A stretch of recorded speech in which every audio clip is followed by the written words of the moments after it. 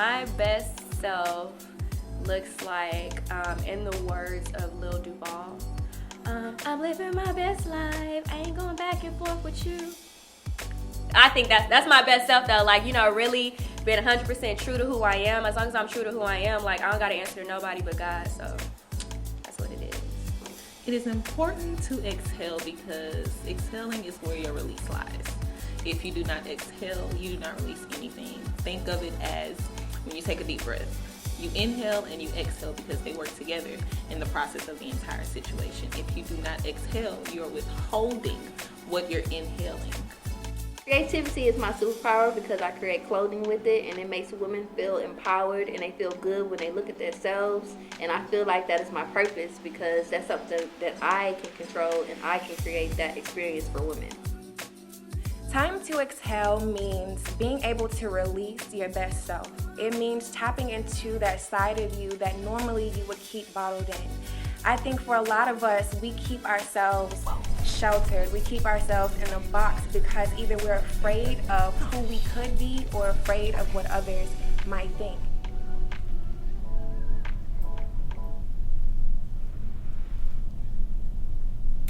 Welcome to the Time to Exhale podcast, where we have intentional conversation to influence our generation. Thank you so much for tuning in. I want to give a special shout out to our live studio audience who are here with us. So if you don't mind, go ahead and give yourselves a round of applause. My mama's in the building, y'all. Y'all heard her. I also want to give a special shout out to our sponsor, the Kyra Company, who has afforded us the opportunity to have this episode aired with the Sphere Podcast Studios. So thank you to the Kyra Company. Ladies, Yes, we're here. We are. Are you guys excited? Yes. I'm excited too. We are finally here. So I am super duper excited about the cast that we have here with us today because these ladies are very near and dear to my heart, not only because they're my friends, but because they have decided to commit to Time to Exhale and join the journey with me. When I was thinking about the types of women that I would like to have join me on this journey, I was thinking about women who, as Jada Pinkett Smith said so well during her speech at the MTV Awards, was it, right? She said that she chose, or she was celebrating women who are trailblazing in the area of the battle that they face with themselves. And so when I thought about women who are trailblazing, who are constantly winning the battle of winning over themselves, I thought about Sheree, I thought about Satara, and I thought about Vanessa. And so again, ladies, I want to say thank you so much for joining this journey with me. It means so much to me. Thank you for having us. Yes. So ladies, let's dig in. Let's get started. So today we're talking about the healing and why it's important to heal and what that looks like for us. So Sheree, I'm going to ask you first. What does healing mean or look like to you? Forgiving everyone and loving myself and just moving forward. That's what healing truly looks like to me. I like that. I like that. So at what point did you recognize that there was something that you needed to heal from? When I heard it from more than one person. The same situation, I heard the same scenario from one person. So Satara, you have a very interesting connection with the healing process, right? And so I love Satara, y'all, because she's a preacher. Y'all didn't know. She's a preacher. She's a pastor, so she knows. She knows. So Satara, what was your approach to your healing process in your special situation that you had? What was your unique approach to going through your healing process? The first time, it wasn't real. It was like a halfway process. It was the social media process. You know, the speak affirmations over yourself and read the Bible and all that, but you don't realize that healing, as well as it is beautiful, it is also very ugly. There are times where you will not feel like getting out the bed in the morning. There were times you would be angry. You like, God, I need to forgive this person, but then they speak to you and you're like, I don't really want to speak to you. Right. So it's like you have to get to a point to where you realize that one, healing from people, it takes a lot of forgiveness. And there's this lie that says you forgive one time. No, every time you think about that thing, you need to forgive. And that's what it looked like for me, a repetitive process until I was out of the cycle. So one word has been repeated several times at this point, forgiveness. So Vanessa, what is forgiveness to you? What does that look like? What does that feel like? What is forgiveness?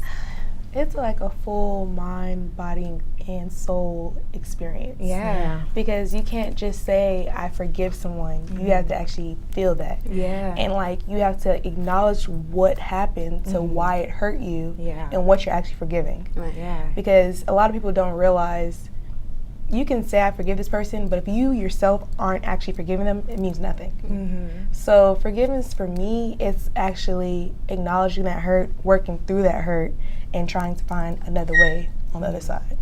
So when you forgive someone, do you think that you necessarily have to cut them off, or in order to get through that process, or is it that you can still be in a relationship with this person, whether it be friend, significant other, mother, father, whoever it may be? Do you feel like you can still be connected to this person while you're going through the healing process, or do you feel like it's best for you to just cut them off and move forward? Not questions for anybody. I think you can still be connected with them because you can be in a relationship and be hurt from somebody and still working on forgiving them. So I think you can still be in a relationship with them. I honestly Sorry. think, oh, sorry, girl. She just the way she has something to say. Look, and I I'm had like, something to look. Go ahead. But I think it's dependent on the person and the situation. Because sometimes we forgive people and we're supposed to let them back in and continue forward with the relationship. And sometimes we have to cut that person off. Because no matter, I have this belief that when we're not meant to be with a person, God will continue to send lesson after lesson after lesson after lesson after lesson. And that last lesson will be one that will have you literally ready to go to jail. And that's the point where you need to be like, okay, I was supposed to forgive you and let you go instead of forgive you and keep you and help you along the way. Right. Yeah. That's basically it. Like, it's, you know, you don't want to think, like, if I forgive you, I need to cut you off. Right. Because sometimes that's not really forgiving, you're running from the issue. Right. And I've been both of that. I decided, like, you know what, I'm forgiving you, but I'm going to forget you in whole. So right. I don't actually have to deal with that problem. True. But I'm actually not, I'm hurting myself because I'm not working through that issue. So That's so true. Oftentimes we think that we're like healing from the process by just avoiding it completely, and that's not necessarily true, because then when that situation or that person shows up again, then we're going through this whole anxiety situation. We go through this process where we're remembering everything that they did, and that anger comes over us again, and that's not a pleasant feeling for us, because they're not even thinking about what they did to hurt you anymore at all. So depression kind of goes along with the forgiving process, I think. And I think when you don't forgive yourself for the things that you've gone through, or not forgiving yourself in a sense of not believing in who you are, whose you are, and being confident in yourself, I think that you can oftentimes go through a spiral of depression. So have either of you experienced depression in that way, where you have a situation that you haven't either forgiven yourself from, someone else for, or things of that sort? Does that question make sense? Yeah. Okay, explain it to me. What did that look like for you? I don't know how big that's. No, we started it.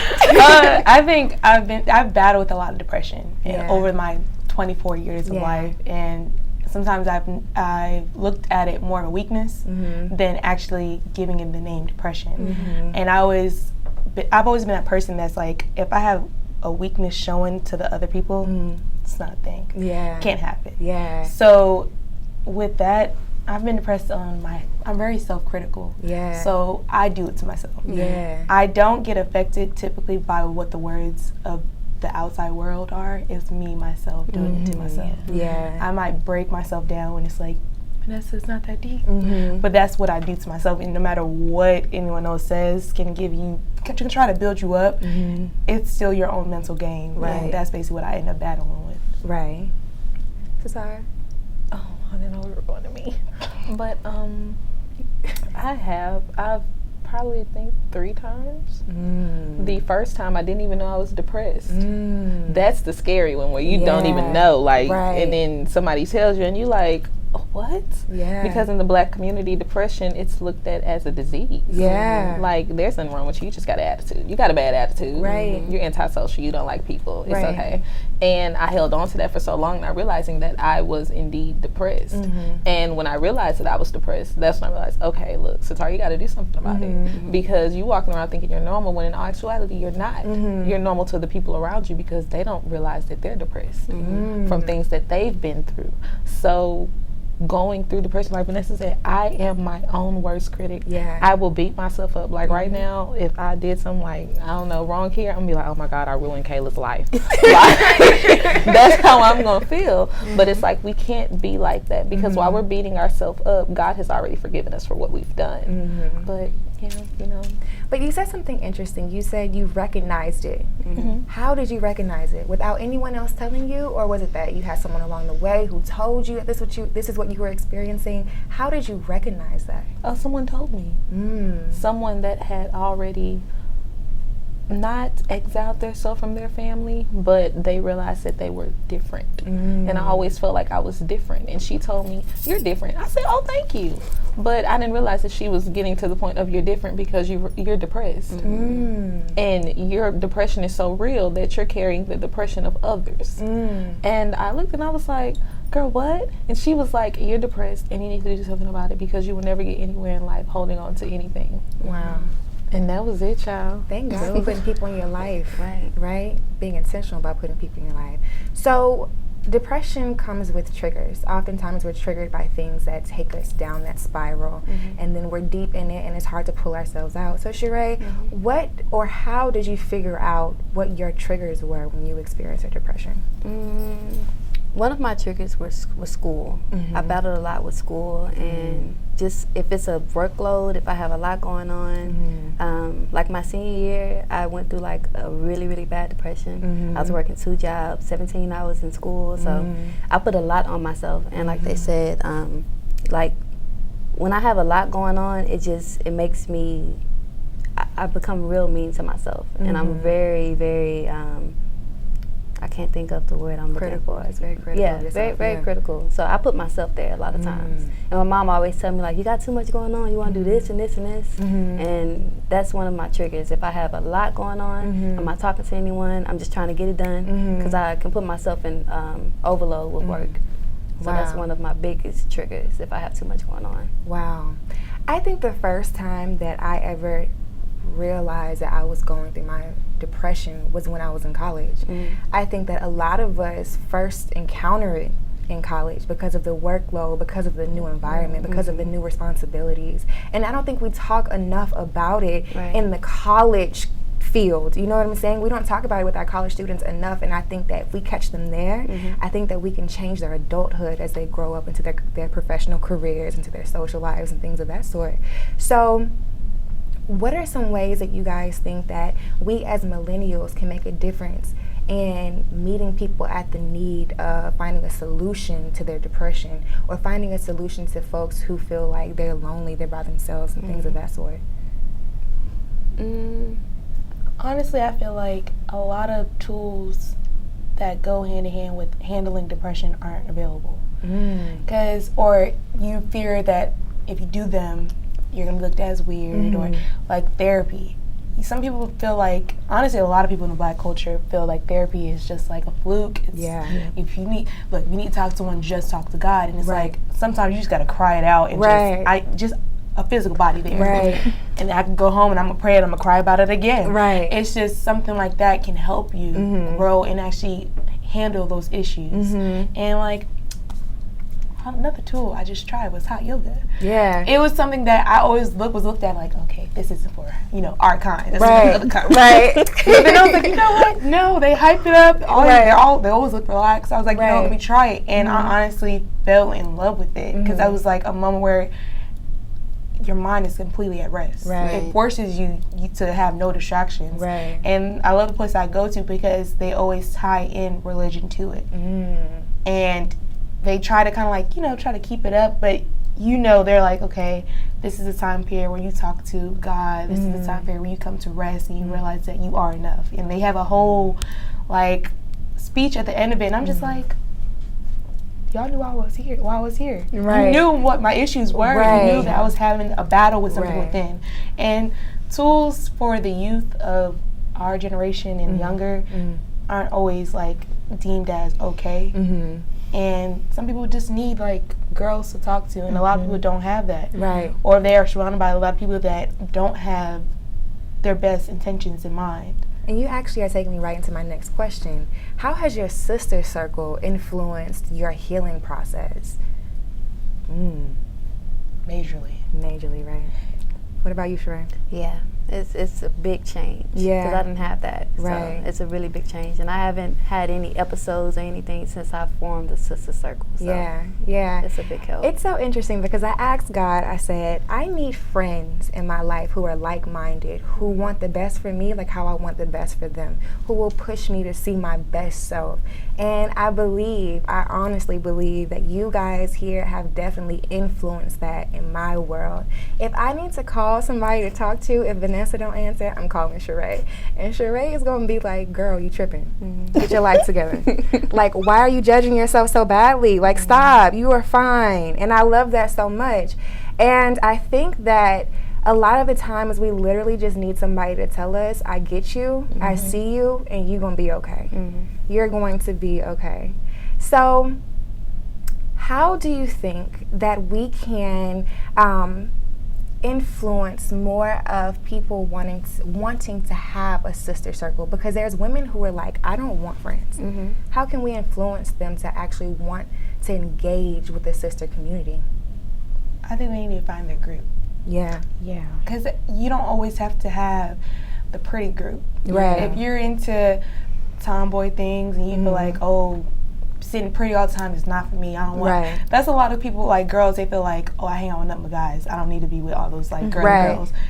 There's some other girls that hang out with nothing but guys that don't like the girl. You need to find your group. Find your group, and right here it's diverse. Right. Everybody has their own style. Everybody has their own mind frame, but it's all still like unison. Like it's all still formed together where we can talk. We all walk differently, but we're able to learn from each other's path. Right. So, and being comfortable with self. Yes. Being comfortable with self. 100%. How did you become okay with who you were? Because a lot of us, and myself included, I've struggled with being one with who I am and being confident in who I am. So how did you guys find your confidence in who you were, walking in that, and being okay with the light that you bring within your sister circle? Because for a lot of us, we have a big light, and our friends get intimidated by that. So how are you okay with being a big bright light in your circle? Outside of God, and reading the Bible, I'm fearfully and wonderfully outside of Him. I was on Instagram one day, and it was this post that said, "I bring too much to the table to be treated like a napkin." From that moment, my whole life changed because Instagram models are important, and video girls, and vixens, and this and that and third. And with my life and who I'm dating and all of that stuff, it's very hard to remain you because there's this misconception that there's this certain look for a first lady or a minister's wife or who have you, and I'm not that girl. I don't wear church hats. I do not like to do my makeup. You will not catch me in church Sunday through Saturday. That's not my thing. Sis, I need to go sleep. Like, it's not my thing. And it was very hard for me because I was like, how am I supposed to fit in? How am I supposed to be able to walk in a church knowing these people are judging me because I don't look like them? And I had to reach a point where I said, Satara, everybody's not going to like you. They didn't like Jesus because He didn't look like them. So if He made it, why can't you? Right. So yeah, that was my, I like that. I like that. Satara is always dropping gems, ain't she? Every time. I love it. Satara, you also said something very, very, very important during your intro on your little clip on the intro video. You said if you don't exhale what you've inhaled, then you're basically withholding those things. How do you release those things that you know are hindering you from being your best self? How do you release them? For Vanessa, it's hot yoga. Look, namaste. I needed like that little minute. Right. Sorry. That it feels so good. Right. And I was like, hot. I don't like being hot. I was like, okay, all right. And then I was like, oh, I could do this. This is cute. Right. Sheree, what's your way of releasing? I know we talked about this before, but since we've had that last conversation, have you found a way to release what you've been like withholding, what's been keeping you back from being your best? Yes, it's honestly prayer. Like that's the best solution for me. And I actually, after I pray, I work on it. I see if I'm doing the same things or if I'm thinking the same way. But it's all prayer. That's good. God is good, ain't He? He's so good. All right, you guys. Well, let's go into our next topic, which is sisterhood and what that looks like for us, right? So sisterhood is very, very important for the Time to Exhale community. We've been talking a lot about basically having a sister circle and how that has been very important for our journey of healing and things of that sort. So when you are looking for people to, or not necessarily looking for people, when you are vetting people who want to join your sister circle, what are your requirements? Being real, being true. Yeah. Yeah. Yeah. What about you, Satara? I like honest people. Yeah. Because, you know, there's real and then there's honest. Yeah. Like, for some odd reason, people feel like being real, like, I'm going to be brutally honest with you. No, that's not being real. That's just rude. Right. Like, I love honest people, and I love people that are genuinely them. Like, in my group, in my sister circle, like, even sitting here with you guys, it's almost as if I lost so many friends because I realized that they were not honest. But then I gained so many. Like, I would have never met Vanessa and Sheree if it wasn't for you. Like, I'm okay with being around women that are okay with doing their makeup. And then I know, like, if I come out and you say, let's have a girls' night, and I know one person is not going to have their makeup good, and that's going to make me feel good about myself because I don't feel like doing my eyebrows all the time. Right. Like, you have to. I'm not gonna lie.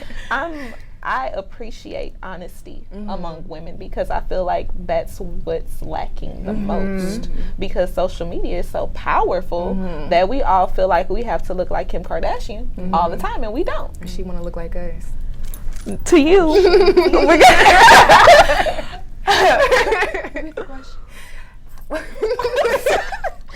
What are your requirements when you are vetting folks to be a part of your sister circle? I just want them to be genuine and authentic. Because a lot of people, they portray what they think you want. Yeah. And it's like, okay, who are you? Right. Because push come to shove, I need to know you as a person. Right. And if we don't click, it's okay. Right. Like, I think that's the issue. People don't like not meshing with everybody. Right. And I'm like, you don't have to. Right. I realize that's my thing. I don't mess with everybody. Like, it's okay. I know that it's no hard feelings. Our personalities are just not on the same wave. Right. And that's just, yeah. And that comes with knowing who you are too. Yeah. If I know in my spirit that your spirit ain't aligning with mine, I'm not gonna force it, right? I'm not gonna force myself to align with your values that I know do not align with the integrity that I have for myself. Right. If your values are, I like to go out and show a whole lot of skin, I'm sorry, I don't. I like to cover up, you know, like I don't like to show a whole lot of skin. But anywho, moving forward, there's been times when we all had to cut friends off. And Satara has mentioned that. Vanessa has definitely gone through it. Sheree has gone through it. What did that experience look and feel like? Having to cut a friend off, someone who you thought was going to be your friend for life. What does that feel like? What does that look like? How did you deal? For me, I just knew it was time, and I guess discernment, like having that, just knowing that like that person isn't for you. Right. Like, they genuinely want to harm you, and if it's not in a way that's physical, it's any way they can. And you have to be real with yourself and notice that like that's not your friend. Yeah. And honestly, you know, you have those thoughts like, God, you know, was that my friend? But Right. you have to be true to yourself and understand that everybody isn't your friend. Right. Right. Satara? It was hurtful. Yeah.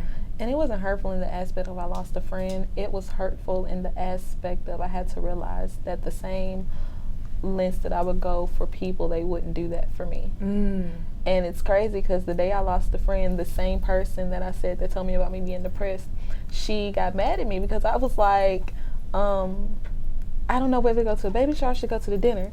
I'm just going to go to both. I can make both. They're like 2 hours apart. And she was like, Satara, you always trying to go to these things for people and you never do stuff for you. Tell me something. When you had your birthday dinner, how many of them came?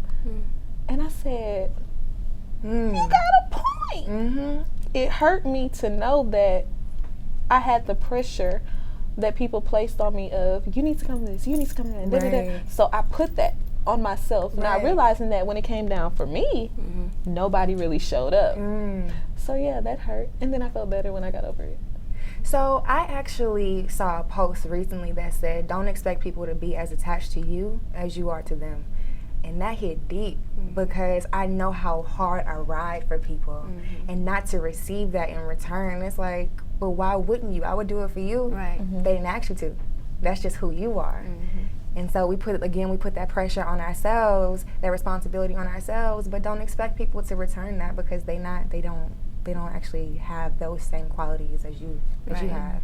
So Vanessa and I have an interesting relationship because we actually cut each other off for a moment. We're going to go there. Okay. You want to talk about it? Go ahead. Okay. So there was a moment in our friendship, and the reason why I even brought up the question for cutting people off and things of that sort is because I wanted to get to this, because we actually had a moment in our friendship where we had to split ways. We were no longer aligned in our thought process. Like, we are like this, like sisters. All of us pretty much are, but like, we met in high school and we were like this, right? And so going into college, we split ways, and that was very hurtful for both of us. It was very difficult, but I felt like we had to go through a pruning process.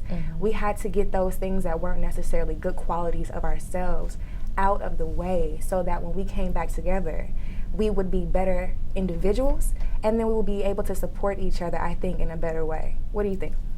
Oh, 100%. I would say this, that Kayla was the only friend that I've cried when we weren't friends. Like when we broke up. Like Yeah, it was literally like a breakup. I was just like, we're not friends no more. It was ugly. Like, everybody knew us knew we weren't friends. And I'm like, y'all brush up. No, we're not friends. Right. And it was like to the point where they were like, wait, you haven't talked to her in months? And I was like, yeah.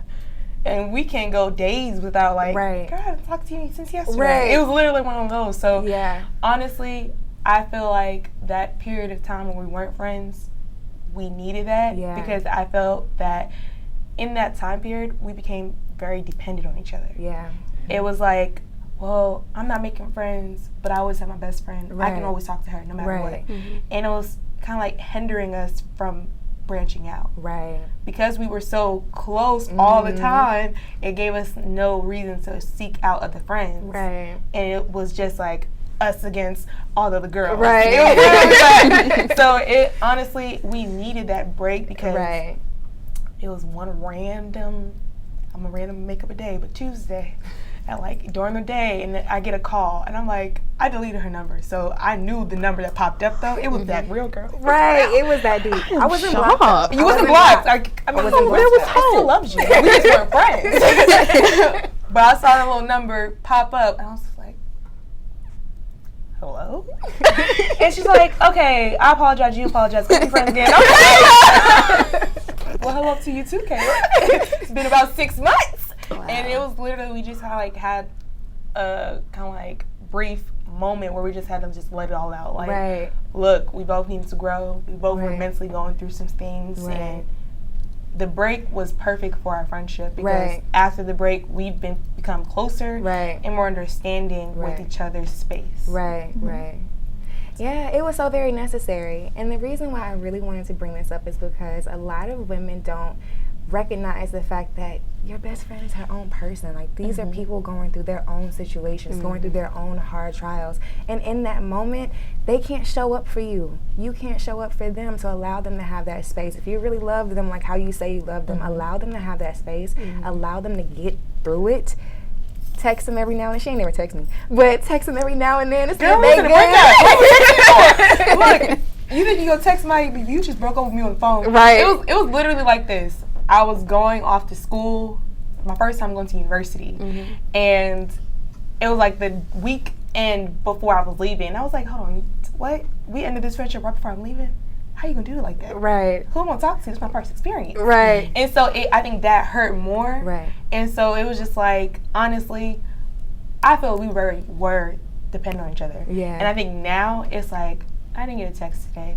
I'm gonna talk to her in a couple days. Right. So it's okay. Right. Because at first it was like, so you didn't text me back, but I saw you posted something on Snapchat. So you had your phone. And I was like, I'm not your man, and you're not my man. It literally was like that. It felt like that. So it was literally like, literally it was like arguments. It was like, hold on, last time I checked, this isn't the thing. You're not my I'm not your boyfriend, and you're not mine. So I was like, if I didn't text you, I'll talk to you when I can. Right. And that's kind of like the break allowed us to develop like, oh wait, that's my best friend, but I don't own her. Right. That's my best friend, but she has a life. She has a boyfriend. She has. I don't have a boyfriend, but I'm out here living my best life. But it's like our time is our time. So it was needed for us to realize, because we were in like a weird space where it's like, but you're my best friend. Right. You don't have a life without me. Right. Right. It was That's that how weird. it felt. It was that. It was that deep. Yeah. And I mean, I guess that's why we're still friends to this day from high school. That's beautiful. It's beautiful. That's my girl. Y'all all my girls. You know, y'all Look, have this development that we've grown. Right. Girl, I done learned something. Right. I Right. heard the story. Right. Well, thank you, ladies, so much for joining me on this lovely Saturday afternoon at this point. Thank you to my live studio audience for joining us. And again, thank you to our sponsor, the Kyra Company, for sponsoring this episode. You are greatly appreciated. Don't forget to like, share, and comment on this video. We look forward to having all feedback. We look forward to discussing what you guys think about the show today and moving forward with connecting with you guys in the Time to Excel Networks community. I am Kayla Johnson, your host. Thank you, and have a great rest of your day. Woo! That was beautiful.